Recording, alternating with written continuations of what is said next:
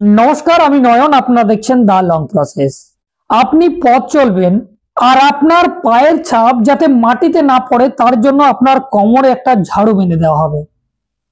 আপনি কিছু খাবার খাবেন বা থুতু ফেলাবেন, তার জন্য আপনার গলায় একটা মটকা বা হাঁড়ি বেঁধে দেওয়া হবে, যাতে আপনার থুতু বা কোনো কিছু আপনি খাবেন সেটা মুখ দিয়ে যাতে মাটিতে না পড়ে, তার জন্য আপনাকে সেই মটকা বা গলায় যে হাঁড়ি বেঁধে দেওয়া হয়েছে সেই হাঁড়িতে ফেলাতে হবে।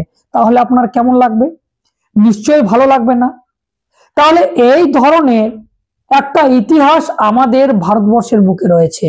ঘটনাটি আসলে মহারাষ্ট্রের এক জায়গা, ভেমা করেগাঁও, যেখানে হিন্দু ধর্মের যারা উচ্চ বর্ণীয় সমাজ অর্থাৎ ব্রাহ্মণেরা, সেই মহারাষ্ট্রে এক জায়গায় পেশোয়া ব্রাহ্মণ নামক কিছু ব্রাহ্মণ থাকতেন এবং তারা সেখানের অস্পৃশ্য যারা ছিল তাদেরকে অপবিত্র বলে ঘোষণা করেছিল এবং তারা পথ চললে তাদের কোমরে ঝাড়ু বেঁধে দেওয়া হয়েছিল যাতে তাদের পায়ের ছাপ সেই মাটিতে না পড়ে, মাটিতে পড়লে অপবিত্র হবে এবং থুতু ফেললে মাটি অপবিত্র হয়ে যাবে, তার জন্য গলায় একটা মটকা বেঁধে দেওয়া হয়েছিল।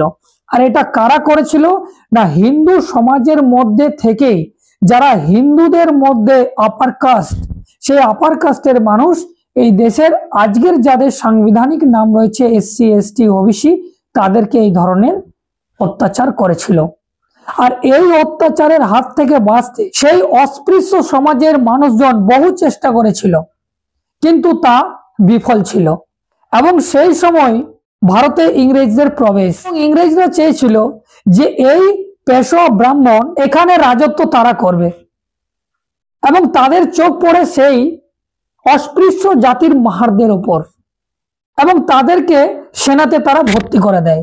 বিভিন্ন রকম ভাবে ফোর্সের ট্রেনিং দেওয়া হয় এবং তাদেরকে সেই একটা যোদ্ধা তৈরি করা হয়। এবং এই ইংরেজরা পরিকল্পনা করছিল যে কি করে এই বাজেরাও পেশোয়া যে রয়েছে তাদেরকে কিভাবে খতম করে তাদের অস্তিত্ব সেখানে কায়েম করা হয়, অর্থাৎ সেই ইংরেজদের রাজত্ব সেখানে গড়ে তোলে। এবং এই কথা শুনেছিল সিদ্ধিনাথ। তো সেই সিদ্ধিনাথ সময় নষ্ট না করে সঙ্গে সঙ্গে সেই পেশোয়া বাজেরাওর কাছে দেখা করতে যায় এবং তাকে সে বলে যে আমাদের কোনো উদ্দেশ্য নেই যে আপনাদের সাথে লড়াই করি ইংরেজদের হয়ে, কারণ ইংরেজরা এটা পরিকল্পনা করছে। তো যদি আপনাদের হয়ে আমরা ইংরেজদের সাথে লড়াই করি আর ইংরেজদেরকে যদি এখানে ভাগিয়ে দিই, তাহলে আপনাদের রাজ্যে এবং আপনাদের সেনাতে আমাদের স্থান কোথায় থাকবে? তো এই কথা বলা মাত্রই पेशवा बाजीराव ताके बोलेছিলেন, तुम लोग हमारे पैर के धूल हो और धूल ही रहोगे। चतुर्वर्ण के नियम के एक भी नियम इधर के उधर नहीं होगा। তোমরা হচ্ছে আমার পায়ের জুতোর ধুলোর সমান এবং তোমরা সেটাই থাকবে। চতুর্বর্ণ যে নিয়ম রয়েছে সেই নিয়ম এক চুলো এদিক ওদিক হবে না। সেই কথা শোনা মাত্র সিদ্ধিনাথ তার রক্ত গরম হয়ে যায় এবং সেখানেই তিনি বলেন যে তোমরা নিজেরাই নিজেদের বিপদকে ডেকে নিয়ে এলে, তোমরাই নিজেদেরকে মৃত্যুর রেখার দিকে টেনে নিয়ে গেলে। তোমাদের এই জাতিবাদী মানসিকতা, তোমাদের এই উচ্চ বর্ণীয় মানসিকতা ধূলিসাৎ করে দেব। যুদ্ধের ভাষা আমাদেরকে শিখিও না। আমরা এই মাটিতেই জন্ম হয়েছি, এই মাটিতেই বড় হয়েছি, এই মাটিকে কি করে বাঁচাতে হয় তা আমরা জানি। আর আমাদের হক অধিকার সম্মানের জন্য যদি তোমাদের সাথে লড়াই করতে হয়, আপনাদের সাথে লড়াই করতে হয়, তা কখনোই অন্যায় হবে না, কারণ নিজেদের অধিকারের লড়াই লড়ব। এবং সে যুদ্ধের এলান করে চলে যায়। আর ঠিক 31শে ডিসেম্বর 12টার পরে এক ভয়াবহ কাণ্ড 1 জানুয়ারি 1818 দিন মনে করিয়ে দেয়। কনকনে শীতের ঠান্ডায় সেই 500 বীর যোদ্ধা মহার সৈনিক তারা বেরিয়ে পড়লেন এবং পেশোয়া বাজিরাও যে সৈন্য 28,000 সৈন্যকে কচু কাটার মতো কেটেছিল এবং সেখানে জয়ের ঝান্ডা উড়িয়েছিলেন এই সিদ্ধিনাথ এবং এই দেশের যারা মূল্যবাসী ভূমিপুত্র মানুষ তারা। তো এই 1 জানুয়ারি 1818 যে ঘটনা, সেই ঘটনা আপনাকে গর্ব করিয়ে দেবে। আর এই সেই 1 জানুয়ারি 1818 ঘটনা আজকে আপনাদের গলায় না আছে মটকা, না আছে কোমরে ঝাড়ু, যার জন্য প্রত্যেক বছর ডক্টর বাবা সাহেব আম্বেদকর 1 জানুয়ারি প্রত্যেক বছর সেই ভীমা করে গাঁও এই যে স্তম্ভ দেখছেন, এই স্তম্ভর কাছে গিয়ে তিনি তাদের স্মরণ করতেন যে তাদের মহাপুরুষ, আমাদের মহাপুরুষেরা যে লড়াই লড়েছিলেন এই জাতিবাদীর বিরুদ্ধে, এই বর্ণবাদীর বিরুদ্ধে, তারই এই শৌর দিবস হিসাবে আজ পালন করা হয়।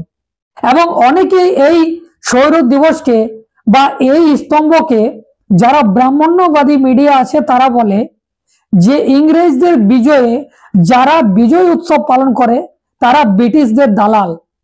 অর্থাৎ মানে এই দেশের যারা এসসি এসটি ওবিসিরা যারা এই দিনটাকে পালন করে তাদেরকে বলা হয় যে এরা ব্রিটিশদের দালাল। এবং এই স্তম্ভ ইংরেজরা বানিয়েছিল, মানে এই বিজয় স্তম্ভ ইংরেজদের। যদি এই কথা মেনে নেওয়াই যায় তাহলে এখানে একটা বড় প্রশ্ন ওঠে যে প্রথম বিশ্বযুদ্ধে এই দেশের যাদের প্রাণহানি হয়েছিল, যাদের প্রাণ গিয়েছিল, আর সেই জন্য যে ইন্ডিয়া গেটকে দিল্লিতে বানানো হয়েছিল এবং 13,000-এরও অধিক সৈন্যর নাম সেখানে লিপিবদ্ধ করা আছে, তাহলে একটা কোন গর্বের বিষয় আপনারা ভাবুন একবার। সেটা তো ইংরেজরাই বানিয়েছিল। তাহলে সেটা যদি গর্বের বিষয় হয় তাহলে এটা কেন গর্বের বিষয় হবে না? তো যারা ব্রাহ্মণ্যবাদী, যারা চতুর্বর্ণকে মানে, যারা জাতিবাদী, যারা এই দেশের ভূমিপুত্রদের অস্পৃশ্য করে রাখতে চায়, যারা শূদ্র বানিয়ে রাখতে চায়, তারা এই ধরনের কথা আপনাদেরকে সবসময় বলবে। তো তাদের থেকে আপনারা বিভ্রান্ত হবেন না এবং তাদের জালে জড়াবেন না। এই দেশে যারা ভূমিপুত্র তাদের সঠিক ইতিহাস জানতে হবে এবং ডক্টর বাবা সাহেব আম্বেদকরকে জানতে হবে। তিনি যদি সেই বিজয় স্তম্ভে প্রত্যেক বছর 1 জানুয়ারির দিন যেতেন আর সেই মহাপুরুষদের নমন করতেন, তাহলে আমাদেরকেও সেটা করা উচিত। আপনারা কি বলেন অবশ্যই আপনারা কমেন্ট করে জানাবেন। যদি প্রথমবার আপনারা ফেসবুকে দেখে থাকেন ফলো করে নেবেন, ইউটিউবে গিয়ে সার্চ করুন দ্য লং প্রসেস, সেখানে সাবস্ক্রাইব করে রাখুন, কারণ আমি এই ধরনের কন্টেন্ট নিয়ে আসি। এখন এই পর্যন্তই, ধন্যবাদ।